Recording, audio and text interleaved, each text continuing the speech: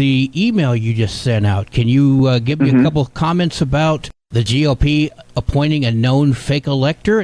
Sure. I mean, this is it's really disappointing to see the New Mexico GOP disrespect democracy once again by selecting a known fake elector to, serve as the capacity as someone who could potentially have the responsibility of, certifying New Mexico's elections results. And this is an individual, Debbie Maestas Way, who we know can't be trusted with our state's election results, as we've already seen in 2020. So it was very disappointing. Even for the Republican Party of New Mexico, I'd have to say it was very surprising, even though my expectations for them are very low. But it was very surprising to see that they would disrespect our voting system by selecting this known fake elector yet again. In all fairness, Daniel, some people would come back and say the Democrats are running Sarah Silva and also running Kamala Harris, neither of whom were selected by the constituents. What say you? That's a completely different thing.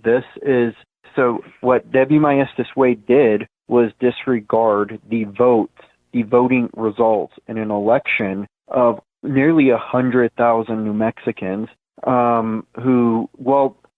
Trump lost by nearly 100,000 votes, and then Debbie Way Maestas chose to disregard that very decisive election loss and still try to rig the election in favor of the candidate for her party, who clearly and decisively lost.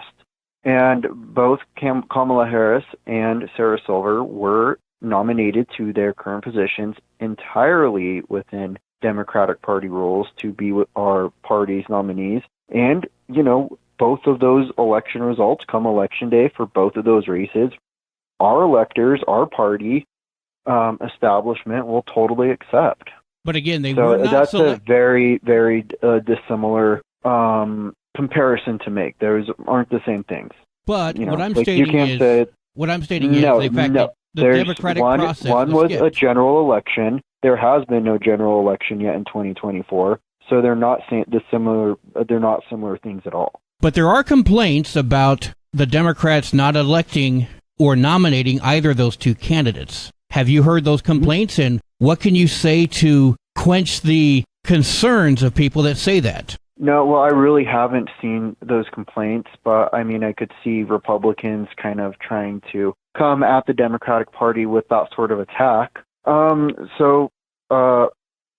Sarah Silva, her nomination followed our party rules to replace a candidate on the ballot after the primary, which is, we followed those to a T. There was no primary election. The primary election had already happened when John Hill unfortunately passed, so we had to follow our party rules to get our party's replacement, and our party members who reside within the district who are entrusted by our party to represent their communities, voted unanimously to select one candidate, and that was Sarah Silva. So she's our Democratic candidate, and we're going to respect that.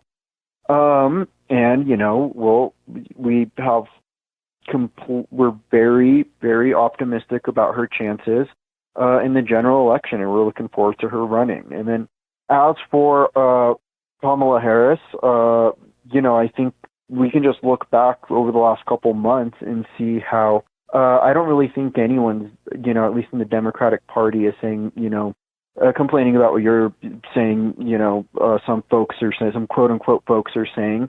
All our delegates pledged to Kamala Harris almost immediately. All of our federal elected officials pledged their support to Kamala Harris very quickly. All of our state party officers pledged their support to Kamala Harris almost immediately. So the support for Kamala Harris was pretty much unanimous within the Democratic Party immediately. And we really haven't seen within the Democratic Party from the grassroots on up any complaints of that sort. So, anything in closing? No, that's all. Just, we're looking forward to campaigning and winning fair and square. I don't know if the Republicans are. They, sometimes choose which election results to complain about, like they did in 2020. They're always setting the stage to do that again. So, we're very optimistic about our party's chances here in New Mexico, and we fully expect another blue